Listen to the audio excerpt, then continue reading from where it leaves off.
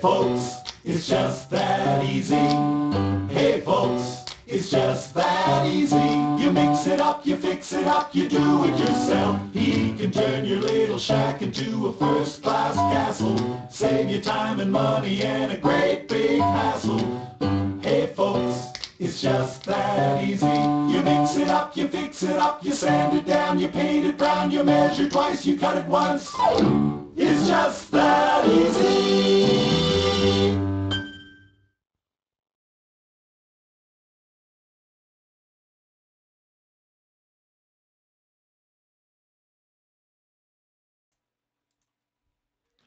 Hi, folks, and welcome to my ShellBuzzy AskShell.com webcast. Yes, we're here. The new year is on us, and by golly, I tell you, the questions just keep coming and coming. And that's the whole idea, folks, of the webcast, is having our members, that's the ShellBuzzy HouseSmart Club members, and their questions come via the email, and we answer them electronically to you, as well as right here on the webcast Ask Shell Show. Well, I guess I can say it again, even though we have over the last few shows. Happy New Year, and Happy New Year 2013 brings me to the level of confidence in the internet that allows us to take and answer questions for you, and with the opportunity of you either viewing the show at this particular hour, 9 a.m. on Sunday mornings, or whenever you have the time to go into our website, askshell.com, and pull down the show of your choice with all the items that we have made reference to in the form of topics. Because topics. In fact, today we are going to be touching on stainless steel sinks and cleaning stainless steel sinks. We're going to be talking about how to clean a stone or a brick fireplace facing. We're also going to get into groundwater that is forming in a garage, townhouse complex where you're dealing with a strata, a number of townhomes, and cleaning out gutters. Some homes within the complex may not have any concern because they don't have any trees canopying over top of their home, whereas there's others in the complex that do. So therefore, the cost becomes a cost to the strata, which becomes equal cost to the individual owners. Also, the selection of entrance doors, what to look for in entrance doors today if you are changing your door, as well as you may want to increase the size. Also, a deck, a cantilever deck. And a cantilever deck, what is a cantilever deck? And do you want it sealed, waterproof, or do you want it a drip-through deck? As well as waterproofing a basement. And that is very important this time of the year, especially with all the rain that we've been having, taking that into consideration and dealing with it. Also, that white efflorescence, that white powder that shows up on concrete surfaces, be it in a basement, be it in a crawl space, be it on a wall, a concrete wall in a basement, or a crawl space, or even a garage floor. All those items we're going to be dealing with today here on the AskShell.com webcast. And with me, immediately to my left, my manager of the HouseSmart Home Services referral is Michael Gibson, and Michael is going to be the reader of the emails, and then I will do the answering. Mike? Well, I'll do the easy part. So thanks for joining us, and again, Happy New Year from everybody at ShellBuzzy's HouseSmart Home Services.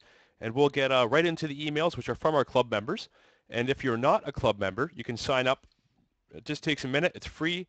Enter your email address, your password, and you can send questions through to Shell, which he'll answer through Waxmail, which is a recorded message that he can send you with your response to your inquiry, or also during the show here. So if you're not a member, please sign up. If you are, thanks for being a member. And here's our first question for the show, Shell. You betcha. And keep in mind that we got our producer, Mr. Jim Ballard, here as well. You can't see him. He's off the camera, but he is the producer of the show, and he happens to be our son-in-law. So and he makes us look as good as we do. You got it. Okay, the first question is, I used a different type of product on my stainless steel sink, and it etched and discolored the sink in places. Is there anything I can use to correct this? The sink is old. It's 50 years old. Well, stainless steel, be it a sink in this particular case, or it could be a stove, an oven, a refrigerator, a dishwasher, any of those items, or a washer and dryer as well, I should add in there, there is good and there is better and there is best. And one item that you want to make a point of doing, and that is ask the questions when you are buying a particular item. Now, in this case, very likely you didn't buy the stainless steel sink. It was there when you bought the home, and you have no idea of the quality of the sink. But just to give you an example, you can buy a stainless steel sink today for a kitchen that would cost somewhere in the area of $500 easy. Or you can buy a stainless steel sink for $89.95. Now, there's no way are those two pieces the same or equal of quality. So if you have a stainless steel sink and you etched it by means of using some form of a cleaner, then I can only respect the fact that your stainless steel is nowhere near the quality of a stainless steel that would be of the upper good, better, best, the best. So cleaning what you have now may be something that is going to give you that opportunity to clean and bring back to that nice brushed stainless steel look, or you may be facing replacement. So I'm going to deal with the cleaning with the hopes that it will do it.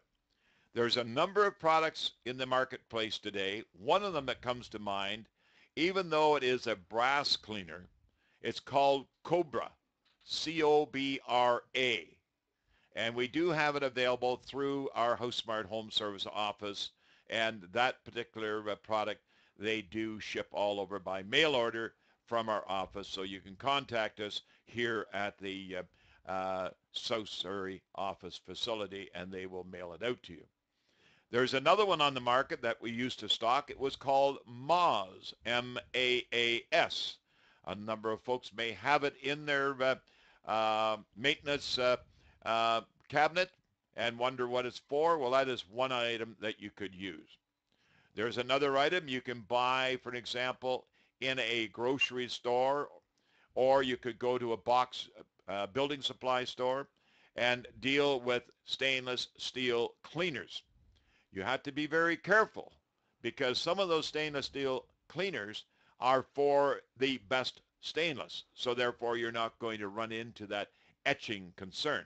Whereas you may, if you use that product on a very inexpensive stainless steel sink, the problem that you already have, etching. So there is another item. You could go to Canadian Tire, one of the automotive stores, and buy a automotive rubbing compound. And a rubbing compound is used for rubbing out scratches in a vehicle, for example, and will do quite a nice job on stainless steel, following the instructions. So all of this being said, it's a very important thing to make sure that you do get the proper product for the proper job, because if you don't, then you're going to be running into a concern, and that concern obviously what you have. Okay, so it's just that easy, folks. But make a note of those items, write them down, try them, but don't, and I say don't use anything with the terminology acid on the tail end of the product that you're using. You don't need that, and you could etch stainless steel, low price stainless steel. Mike? We were given the high sign from Jim. So on that note, he's putting us off all yeah, to a break, our first break. It's okay. We need a bit of coffee or water anyway. So we'll take a quick break here. Please stay with us, and we'll be right back with more questions from our HouseSmart Club members. Good.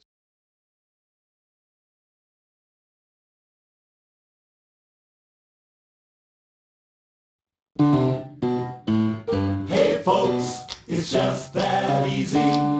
Hey folks, It's just that easy. You mix it up. Shell, brought to you by Springs RV Resort, a proud member of Shell Buzzy's House Smart Home Services. Folks, it has been 1 year since Frankie and I bought our own RV lot at the Springs RV Resort in Harrison Hot Springs. That's right, we bought our own lot, built a beautiful deck and gazebo, and have had a wonderful summer. Our kids and grandkids love how close we are. In less than an hour, they can make it out to visit us, splashing in the heated pool or relaxing by the fire. The Springs RV Resort is rated one of the top RV resorts in North America, and now we know why.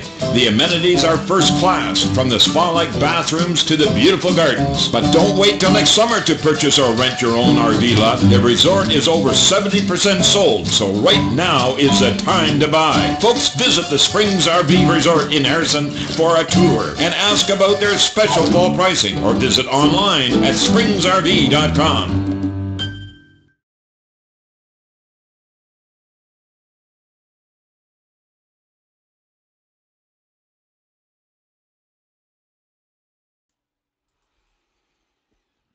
And welcome back, folks. Shell Buzzy here and the AskShell.com webcast. We're answering emails, your emails that come in through our Shell Buzzy House Smart Club. And we sure enjoy the opportunity of taking those emails and basically scrubbing them to come up with the best for the webcast that will service all of our viewers, all of our members, and everyone gets the equal benefits out of the answers. Mike? Another question here, Shell. We have a stone fireplace from when the house was built. They don't say when the house was built, but it's original to the house. And I would like to brighten it up. I've noticed in some retail locations, they have a stone that has a kind of a sparkle coating on it. And they're wondering if there's any products they can use to renew the finish on their fireplace. You bet there is. And before you use any finish, Mike, you have to clean it. And what would you clean it with? All right. Let's get into the cleaning first. And also we maybe address, I think it would be best to address why that the fireplace opening gets dirty in the first place. So let's deal with the cause, the cleaning, and then the sealing of that surface. And it may even have a slate hearth. And if that be the case, it's all part of the sealing program or the project. Now, the cleaning, why does it happen? Why does it get dirty with the creosote? And the creosote is from burning, in most cases, very poor quality wood. Right. And when I say poor quality wood, I'm talking about very pitchy wood. And that's that sappy, pitchy, could be like a hemlock, fir. Very seldom you'll run into that concern with maple or alder or oak or birch, any of these hardwoods. Right. But you get into the softwoods like spruce and hemlock and fir, they're very, very pitchy and very dangerous as well. And not only from the spitting aspect, when it gets hot and it starts to split apart, from the fact that it's very likely green and is not properly seasoned. But all that pitch, if there is poor air, combustion air being allowed into the fireplace box in order to be combusted and then send up the chimney flue, the lack of air, you will get a fireplace drafting out, so that you'll get that smoke or the heat, the convection currents coming out of that fireplace and working up the front of the stone or brick fireplace. And what happens there, folks, you end up with the residual of that air movement. And that residual will eventually turn black or look pretty awful on the front of your stone or your brick fireplace. So therefore, burn well-seasoned wood. And in fact, there is a booklet that's made available through Energy Mines and Resources Canada. And I'll have Mike make a note of that. Yeah. And we put that up on our website. I believe we do have it up on our website, Is it up though. on our website? Yeah, that's right. Well, that's good. If it's on the website, then we should make a note of it on maybe one of our upcoming newsletters as to where you can find it or where it is located. because it's a very good how to pile, how to dry, how to season, what type of wood, the type of BTU, et cetera, et cetera. So therefore, burning the right wood, having the proper combustible air, the proper air inlets for make-up air, glass doors if you're putting glass doors, all that information is items that you have to address. Cleaning, the product to use, and this has been proven so many times, is a product called Pink Solution. Pink Solution. My understanding now it's available at some grocery stores. Some of the box stores have it. I have been told as well that they've bought it at Costco. So therefore, they may have it, so you can check in your area. And the other area of concern when it comes to cleaning of the product creosote from the surface is acid. I do not recommend acid, okay? No matter what brand it is, no matter what strength it is, I just don't agree with it. And I'll tell you why. You could stain your stone, you could stain your brick, and when you stain with acid, you have a stain that is going to be permanent because the stain will be, let's put it, reduced to a very thin liquid form, and then it'll be absorbed by the stone or the brick clay, and then you run into that problem. So cleaning it with Pink Solution, and incidentally, Pink Solution is no longer pink, it's white. So don't open up the can and wonder why they call it Pink Solution when it's white. They took the odorant out, so they took the odor or the smell away from the product, even though it wasn't that bad, but it did cause some concerns with people that have allergies to that. So now it's neutral. So, but Pink Solution, we have it at our Shell Busey HouseSmart Home Service office here in South Surrey. It can be shipped all over, but you can check those locations as well. A lot of Windsor plywood stores have it as well. Now, Shell, back to that. What should they use as a brush to clean using Pink Solution on the stone? Any brush that you would relate to scrubbing a deck with or scrubbing a floor with, fingernail brush if it's a very small amount that you're doing, any good firm bristle. Do not, and I stress, folks, do not use a metal or a steel scrub brush. And that's one with steel bristles. I know a lot of people think, oh, boy, this is really a good firm and a good surface that may be cleaned or etched with the brush. You don't do that because you'll get pieces of the steel brush into the surface and then it'll rust and then you get another problem. So always use a polyester brush or a regular, just a real scrub brush bristle. Okay, so that is the way to go about that. And then sealing the stone or the brick, you use a product, we call it enhancers. Stone enhancer, brick enhancer. And a good one is a product that's manufactured by our friends at Cloverdale Paint, as well as a number of the people who sell the deck sealers, like Ducan, for example, is one that you'll find out there in your local building supply stores, and Zypex is another one. So those are stone brick enhancers. Brings the natural color back, especially if you're cleaning stone that is cultured stone, man-made stone. Let's get one more in before the break. Okay, really quick question. We're a 20-unit, two-story townhouse complex. We have 6 large oak trees with many leaves falling. It's expensive every year to have their eaves troughs cleaned. So is there something you can recommend that would help them avoid the costs they're incurring to keep their eaves troughs flowing freely? Well, yes, you bet I can. And one of the things that has been, I'd say, in the last 20 years in the industry of building materials and home improvement stores is different products, all the way from sponges to brushes to leaf canopies and collars and all these different, everybody's got the magic silver bullet. Yeah.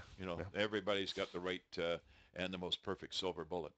But I find myself one of the best gutter systems is called Leaf Guard. Now that is an entire gutter system. So if you don't need gutters, your conventional gutters are what came with your home and they're in good shape, then you want to put something over top of. Then there are a number of perforated products, not plastic. You want a perforated product that is made of metal. And in 9 times out of 10, the successful um, leaf protectors, I'll call them, are either hard PVC plastic, which is fine, or metal like aluminum. Now, the aluminum is going to be more money than anything is plastic. But the holes for the water to go in are elongated. So when the water flushes off the roof over to the gutter, then as it's sweeping across and there's any leaves or needles, they will kind of follow ahead of the water, and then the water will go in the elongated hole. So anything that's PVC, rigid plastic, or into aluminum. I don't like galvanized, and I'll tell you why. Galvanized, as soon as you cut the galvanized material to length, then you got a raw edge of steel, and that's going to get into rust, and then you're going to have rust coming down the front of your fascias, and you're going to have rust coming down maybe on stucco, that sort of thing. So it's not a good choice. So aluminum or PVC plastic. That's that easy, and I highly suggest have it done professionally. People who are doing it themselves and up ladders, I just don't. And that's a business where maybe you might just want to add to that, Michael, on your HouseSmart home referral network, especially when you're dealing with insurance. Who's responsible if exactly. the companies are not insured? Exactly. You need to make sure that anyone that's up a ladder on your property, whether it be an individual homeowner or a strata council, they have third-party liability insurance. We recommend minimum of $2 million. Some companies carry 5. Also, workers' compensation. So in British Columbia, it's WCB, WorkSafe BC, and that ensures that if there's something that happens at your home, on your property, you can't be held responsible. Because if something happens and they don't have insurance or WCB, the homeowner is ultimately responsible. They're considered the general contractor. So we make sure that anyone that's doing work such as gutter repairs and replacement on your home has the proper insurances and workers' compensation coverage. So that's one thing that we do for you, so you don't have to worry about doing it. We've got a handful of companies that do that kind of work in the Lower Mainland here. And if anyone needs that, Buzzy's HouseSmart Home Services. That's correct. Got it. That's correct. And on that note, we'll take a quick break, and we'll be back with more questions from our HouseSmart Club members.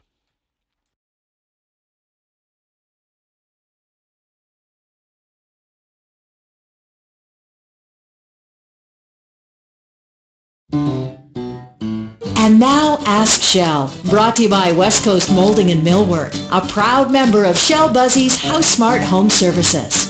Folks, when people ask me who they should contact about a home finishing project, I always recommend West Coast Molding and Millwork. In the West Coast showroom, you'll see more home finishing options than you ever thought possible. West Coast has a huge inventory of moldings, but they also have stair components, including handrails, wood or metal spindles, and all the rail fittings to go with it. And with their own millwork shop, West Coast can match any molding or even build you a freestanding spiral staircase. If you're planning a reno or a new home project, make sure to have West Coast Molding on your team. The West Coast staff have years of experience and super product knowledge. Call West Coast Molding and Millwork at 604-513-1138 or visit westcoastmolding.com. It's just that easy, folks.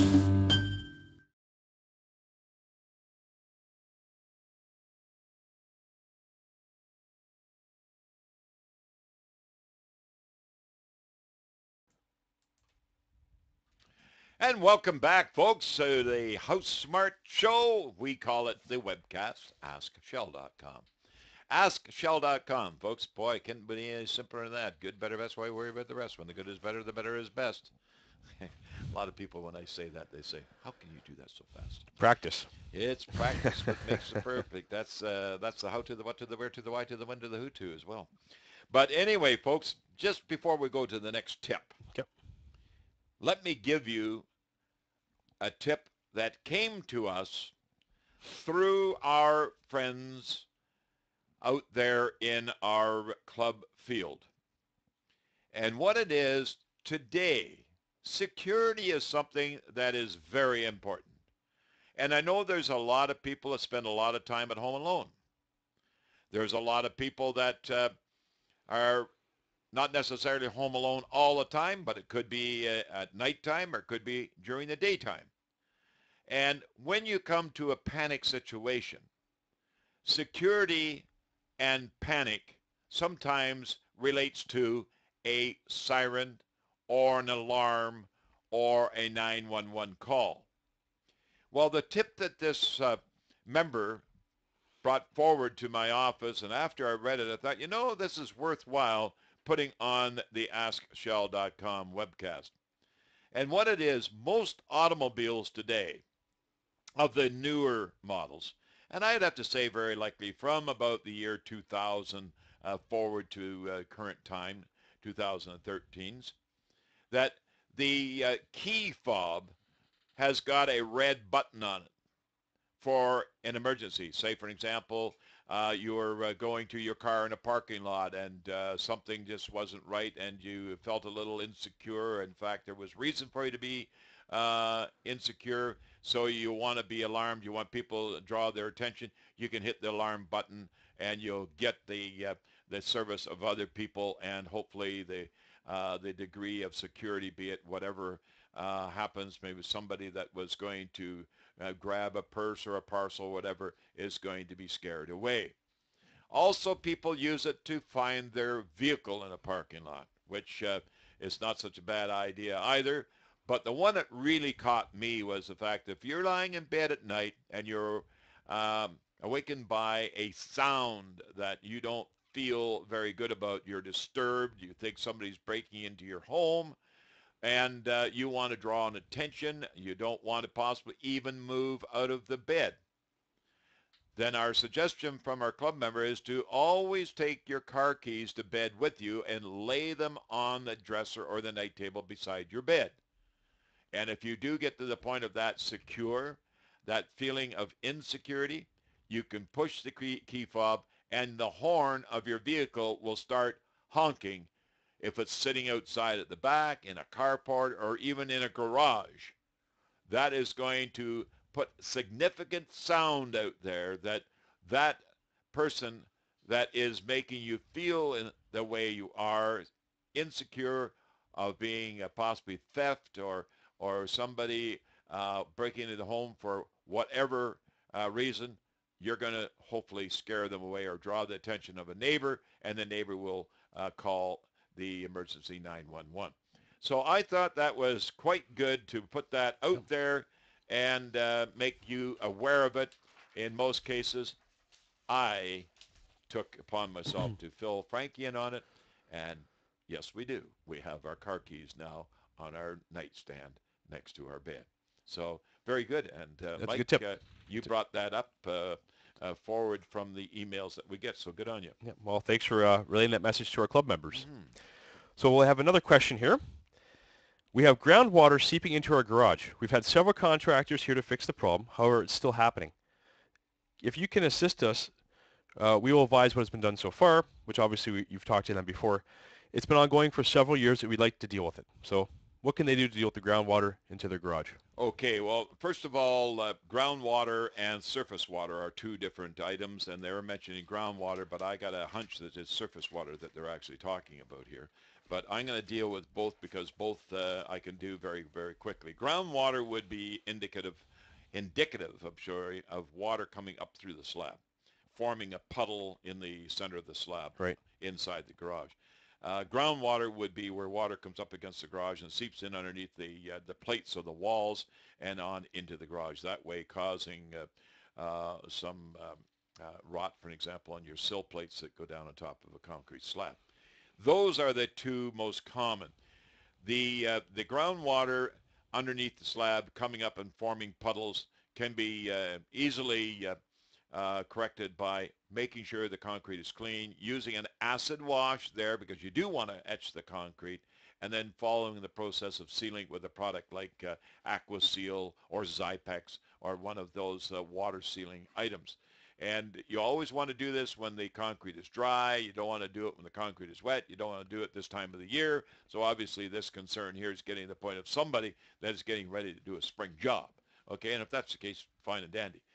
Groundwater coming up against the garage and seeping underneath the sill plates and causing rot that way, what you should do, if the garage is a stucco or if the garage is siding, then you want to take off at least a foot to the point of the outside of your exterior sheeting. And whatever the termination point of the siding, wood siding, vinyl siding, hardy siding, or stucco siding, that will all have to be determined as to how much you're cutting off and how to terminate it on the wall. But once you've done that, then you want to dig down at least to the underside of the concrete slab. Put plywood over top to bring now the surface of the exterior sheeting flush with the exterior surface of the concrete slab. And then once that's all clean and dry, you put on what's called a peel and stick membrane. The peel and stick is a rubber membrane that goes onto the plywood, down over the concrete, and that way you've waterproofed it. You can either bring your siding down over top of that again, or you can very simply put a pressure-treated plywood strip over top of what you're going to see exposed and prime and paint. But that's going to seal. It stops the water from getting in underneath the sill plates, and it resists. And then also make sure that you do chamfer the earth around your garage so any water will wash away from the building envelope rather than out being allowed to sit there and if it's snow, for example, melting, developing that hydraulics and melting and pushing, and that slush now pushes in underneath the siding and gets underneath your sill plates. It's just that easy, folks. Do it right the first time, and if any question, and you're a member, don't forget, when you hear the answer here, that answer's already been put into effect and already received by the club member. These are the questions that we've selected out of all of those and make it for a webcast so everybody can benefit. It's just that easy. Mike? Thank you for that tip and also the last answer to the question. So we'll take a quick break and we'll be back in a minute and just have a quick sip of water or coffee, and please stay tuned.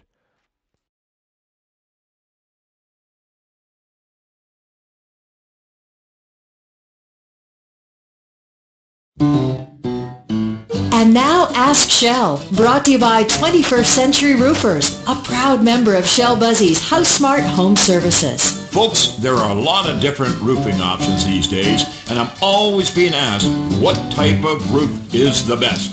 If you're considering asphalt shingles, fiberglass laminate shingles, metal roofing, or SBS torch-on roofing, you should talk to Andrew at 21st Century Roofers. They've been in business since 1978, and for good reason. With top-notch products, craftsmanship, and service, 21st Century Roofers work hard every day to earn and maintain their reputation. 21st Century Roofers are a Master Elite Certified GAF installer, and they're a local company with thousands of satisfied customers. Call 21st Century Roofers at 604-581-1666. That's 604-581-1666. It's just that easy.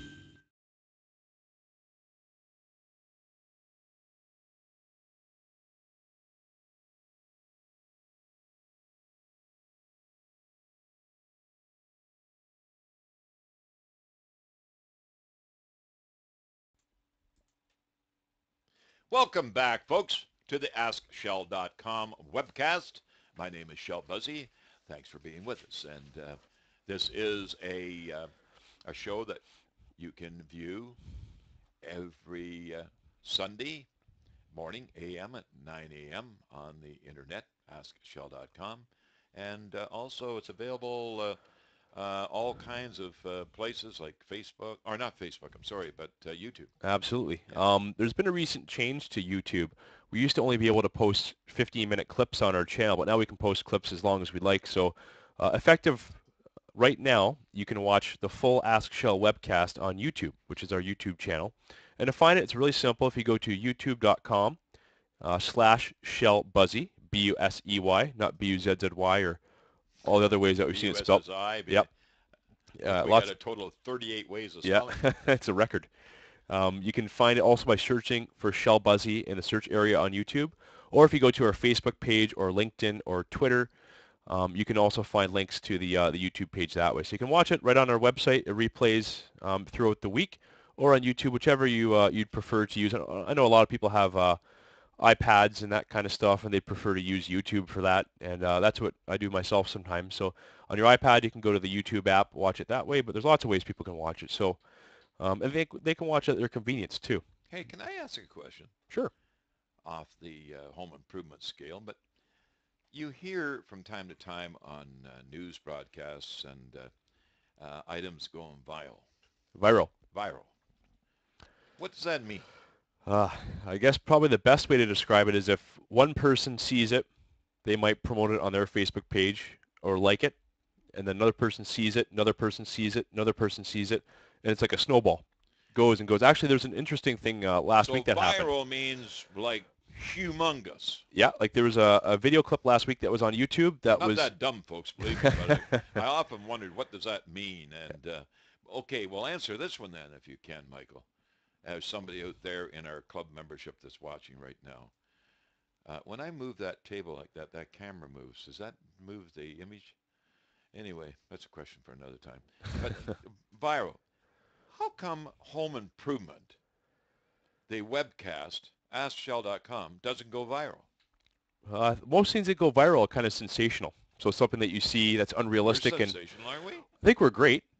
But in terms of something that might go viral is something that is unbelievable. So they see a baby get picked up by an eagle, which was a fake video last week, had 100,000 views in a day, A baby being picked up by an eagle. which was a school project by a class in Montreal. Wasn't true. People thought it was true, so they thought it was sensational. 100,000 views in one day. So what do I have to do? Stopping short of having a baby getting picked up by an eagle? I don't know. We'll have to sort out that one on our own. Maybe we'll have a contest or something one day. What could we do on the webcast, AskShell.com, that will make our show go viral? And I will not do anything illegal. I will not do anything vulgar. I will not do anything but the good, better, the best, the best. Next email. I'm glad you prefaced that with nothing illegal. Well, Next question. We're planning to replace our front entrance door, which is a 26-year-old wood frame with steel slab, and they have their dual pane side lights are leaking. They're comparing a multi-chamber PVC frame with a PVC composite frame. Each is a triple pane side light and fiberglass door. Both companies are local manufacturers, have been in business for a long time. Which door would you recommend, and which door slab would be better, the fiberglass or the steel? well, those questions are good ones because there happens to be in the metal insulated doors, good, better, and best. Perfect. In the fiberglass, I would have to say that they all fall within the class of best.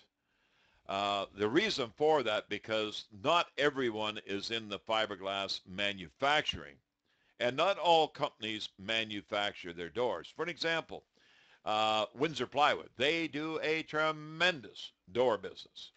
Centra Windows here in Greater Vancouver, the manufacturer of our Shell Busey House Smart window. They don't manufacture the doors. They purchase the blanks, and then from the blanks they put all the different glass panels and what have you, and also produce the composite frame and sill and drainage sill. So good, better, best, fiberglass would be my choice. Metal, unless you know what you're buying and where you're buying it, are selling the best, then I would certainly suggest spend your money on fiberglass. Don't even consider the steel. The reason why, because obviously I can't be there beside you to say this is good, better, best. But I can tell you right now, you don't buy a best one for under $100 for the door. So you can only go by value sometimes. And also, metal is not something that takes a lot of impact. So if it happens to be a door somewhere where a dog could scratch it, a child could kick it, or a grown-up could kick it as well. I don't want to take that away from the, make it sound as though it's a kid's thing. But a ball bouncing off it, a hockey puck, that sort of thing, will damage a steel door. And to repair a steel door is like repairing a dent in an automobile. It's a big job. Whereas fiberglass is very, very restricted and also supportive of any impact of that nature. So fiberglass for sure. Impact fiberglass. Composite framing for sure. Composite sills for sure. And here's one to consider. When you are putting in a new front door, for example, and you've got the room for it, consider very seriously at putting in a 42-inch door. 42 inches wide. Front doors today can be 32, 34, 36, and now 42. So it's something that 42, especially today with a number of folks with walkers, wheelchairs, um, powered wheelchairs and scooters and all the rest, and just moving furniture in and out. It's good if you can afford this place, and you can put a wider door in 99.9% of the openings by widening and headering, putting the headers in, and doing the job to accompany good security and also appearance. And you can get 42-inch doors now 8 feet high. You can get 36-inch doors 8 feet high. So the higher the door, or with transoms, and that's window glass above. And also you can go to 3-point locks rather than this a single point lock. You go to 3-point locks, looking at real security. So it's there's a lot of good, better, bests out there indoors. So it's just that easy. Just do your due diligence, and when you're dealing with somebody like Windsor Plywood, most of their stores have got door shops, meaning that they'll actually pre-hang your door, put whatever glass panel in it. And like Centra Glass here local, or Centra Windows, for example, they'll put glass panels in as well and do all the installation. So there's a whole lot of options, but the answer to it, fiberglass. Mike? And we'll take another break. We'll be right back, so please stay with us, and we'll have more questions for our HouseSmart Club members coming back.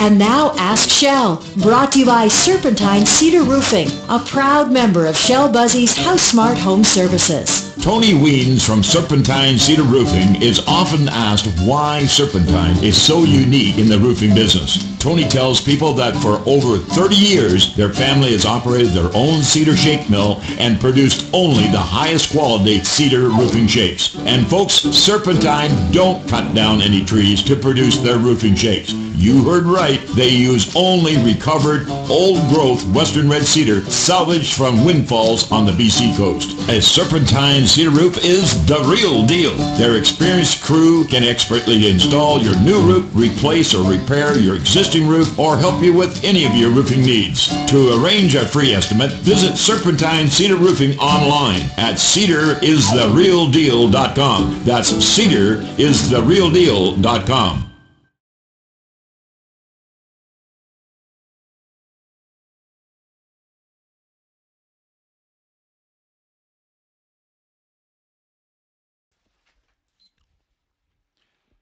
And welcome back, folks. My name is Shell Buzzy. You're viewing our AskShell.com show.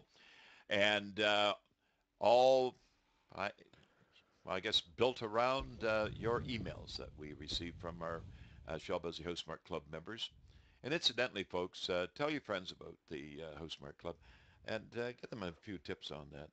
Mike, how to get onto it if they're not onto it. Yeah, we could have people viewing today that came across it because of home improvement and ended up with the Shell Buzzy website. Absolutely. If you visit askshell.com, which is our website, you can sign up for the HouseSmart Club, which gives you access to send questions through to our office here, which if Shell requires to be answering them, then that's what we do, so he'll get back to you. And also you get our free monthly e-newsletter, which is where we include latest tips, trends, articles from Shell, contests. For example, in December, our contest was for a Black & Decker gyro drill, which is the little handheld 4-volt drill, and lots of different things. So it's really easy to sign up. It's free. We keep your information totally confidential. We never, ever, ever give out your email to anybody else, which I know not can be said by everyone that does email newsletters, because often companies will sell your email and you get a bunch of stuff you don't even know where it came from. No firewalls being put up by your computer No. Because you're the one that's signing up, folks, and we do not, under any circumstances, make those email addresses available to anybody Exactly. but you and ourselves. Is that Okay. my phone ringing? Oh, well, I guess it's in my office there, so just let her ring, Yeah. and it'll go to answering voicemail. No Yeah, problem. yeah. I even get phone calls, folks, on the cell phones, 24 hours a day. 24 hours a day. Yeah. Shut it off at night at 10. At 10? You bet. Okay. Next email. Yeah, next email. We have a 50-year-old house. We are putting a new vinyl deck on it. Yeah. My brother's a contractor who wants to do cants, question mark, so they don't know what cants mean, as opposed to taking off the current stucco up to the wall 6 inches or so with the siding. If you have a brick house, you can't be expected to take bricks or stucco off every time you have to change the deck, can you? What would you suggest? Well, I can tell you right now that when you are building a deck, and I believe the cantilever term was used in there. Yeah, I said wasn't it? cants, but it Yeah. means And cantilever. incidentally, I found my phone. It was in my pocket. When you're dealing with a cantilever deck, just so everyone is aware what a cantilever means or what it means having a deck of that type, it means that the deck width or depth, whatever way you want to look at it, is non-supported by any posts. It's normally coming off the roof structure or coming off the floor joist structure, uh, fully supported by the main structure framing of the home. Now, you can have a cantilever deck that would be a plywood and vinyl, like Duradeck, for an example. You could have a plywood and fiberglass, which requires a lot of maintenance from time to time. But in all respects to decks, a drip-through cantilever deck is not one that I would be recommending. And a drip-through deck is when the boards are spaced apart so water will drip through. And the reason why you don't want anything dripping through that close to your structure or of your home itself, the framing structure, because you could have water egress and you don't want to get into that.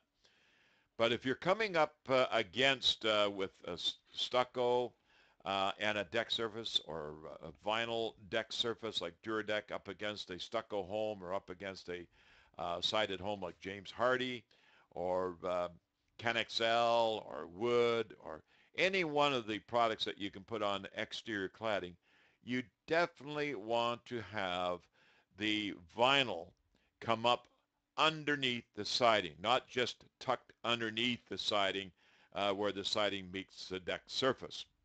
It's very, very important to have that vinyl that will come up the side of your home at least a minimum of 6 inches.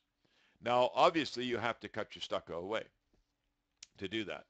And cutting stucco away, a lot of homeowners will say, well, I want the stucco repaired afterwards. It's not necessary, because if you cut the stucco and cap it off with a trim, which trims are available for that, and have your vinyl come up on a prepared surface of plywood, which you will put in place, and also putting in a metal flashing to accommodate the water egress.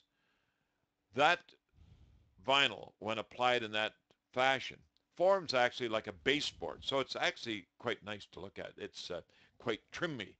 Trimmy? I guess trimmy would be a term to use here.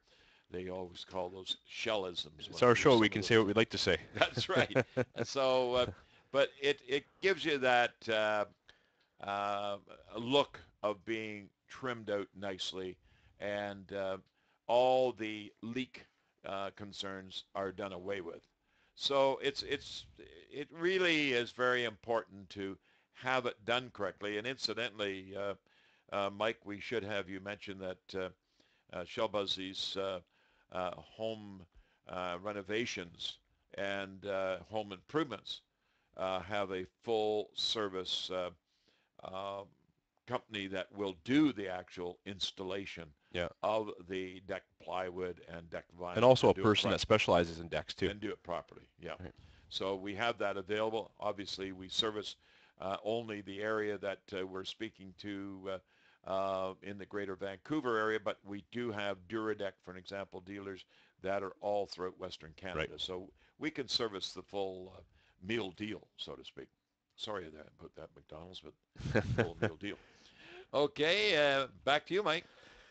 We have to take another break, so this is our last break. And This is beginning like a talk show with all these breaks in here, but they're all information breaks. they are. They're showing photos of our members' projects and jobs, and hopefully letting people know what services our members can provide in the Lower Mainland and also Western Canada. So please enjoy the break, and we'll be back in a minute.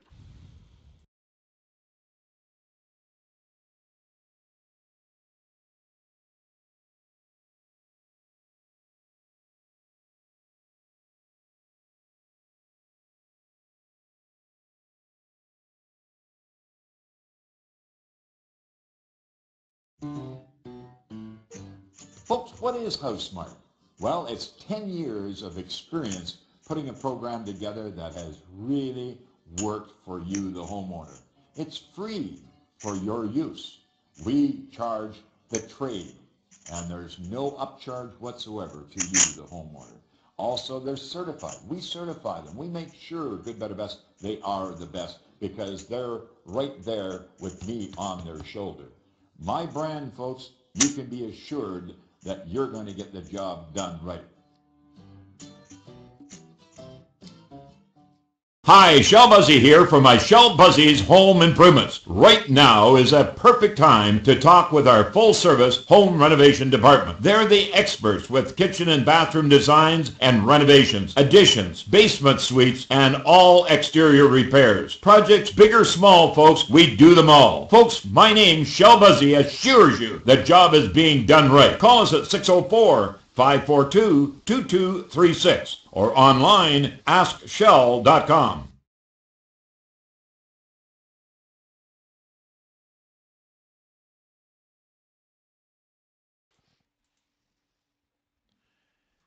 And welcome back, folks. Shell Busey, you're viewing my askshell.com. We call it the webcast, but askshell.com is our website. I had a person the other day say to me, Shell, you've got a new website. And I said, well, we have a new name for our website, but we have got a lot of names for the same website. The main thing is getting you into our website. So we've got it's justthateasy.com. We've got HouseSmart, thehousemart.com. Yeah, shellbuzzy.com. Shellbuzzy.com, askshell.com, all these different, but you're all going in. So whatever you've got documented, that's not the right terminology. Bookmarked. Bookmarked. See that? I got the computer wizard here as the manager. Michael, he's the wizard. But you've got a message that you'd like to point out to people there, Mike. Yeah, we had quite a few comments since we've been doing the webcast from people commenting on how many questions we're able to get through in each show now, because we're able to get through with lesser breaks and also getting through the questions quick. We can do 8 or 10 questions per show, whereas lots of talk radio shows. During my show on radio, that would be sometimes might only get 4 or 5. Depending, yeah, absolutely. Yeah. So the nice thing about this, it allows us to take and select out of all the emails that come in through our Shell Busey HouseSmart Club, and take from that group of inquiries the very best of questions, because the answers are going to be so helpful to the majority, or at least a larger number. Yeah, this way we can ensure there's a variety of questions. No duplications. Yeah, exactly. Yeah. Because sometimes you get the same question twice in a show if people didn't hear it. So. Oh, absolutely. Yeah, like taking oil out of concrete. Oh, wow. We'll ask that one next week. Half a dozen times a show, or half a dozen times. I'll make sure we have that next week just in case. Right. Okay, next question, Shell. I'm currently helping my parents do some minor renos in their house on the farm. It's a house with a basement in which has a cistern. The cistern is located under the master bedroom and also under the living room. Both rooms have carpenter's flooring. What's the best way to prevent moisture from coming up through the floor? From the cistern, I Yes. assume.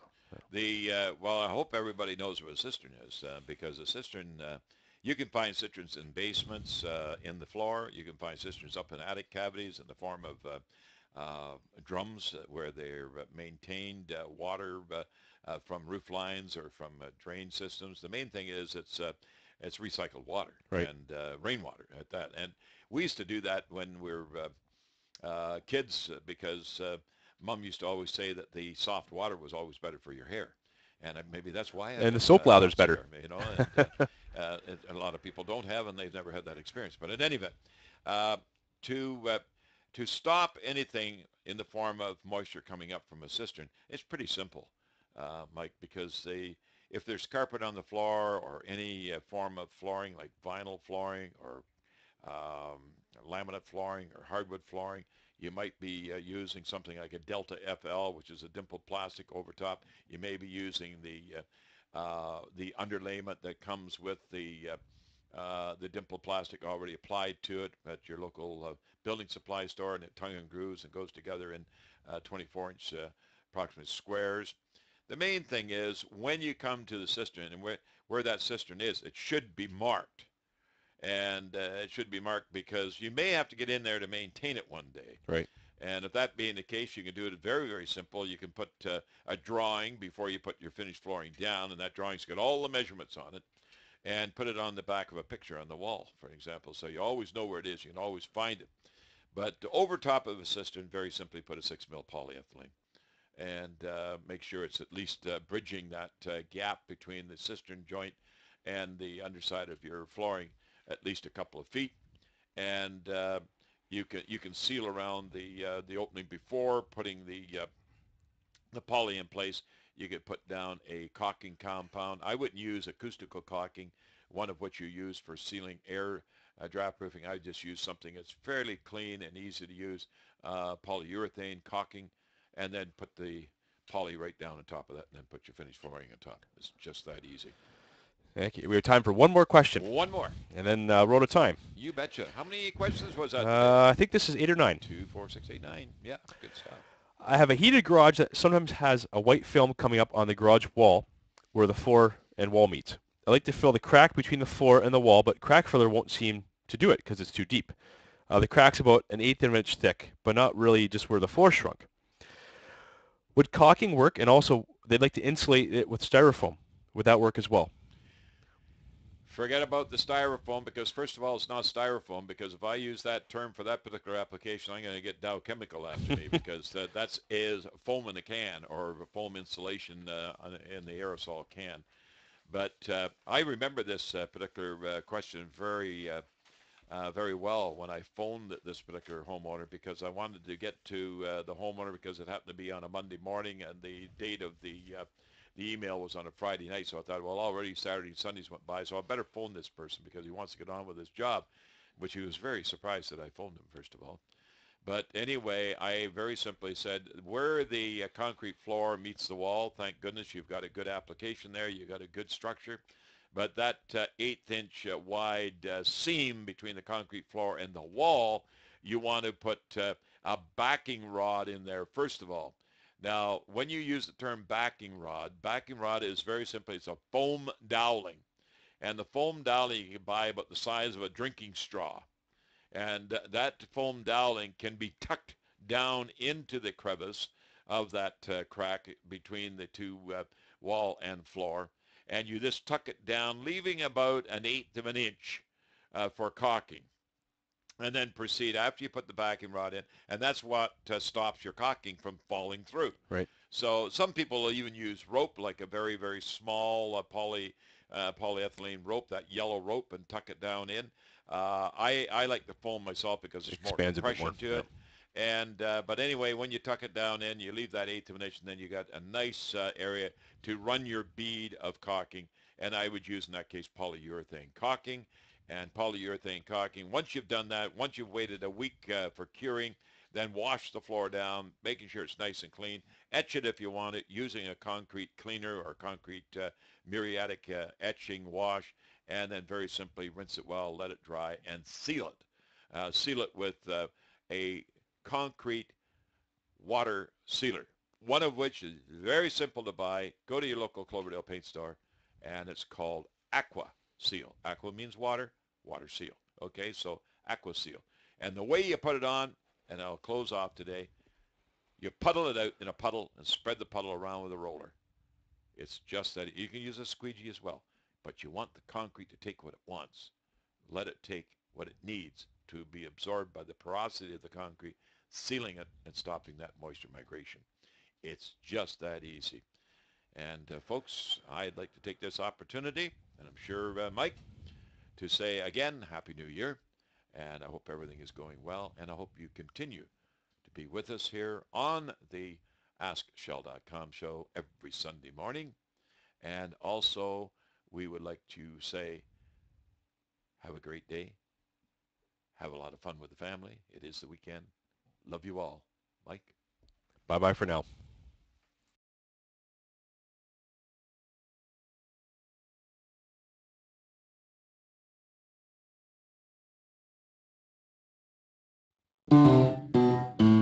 Hey folks, it's just that easy.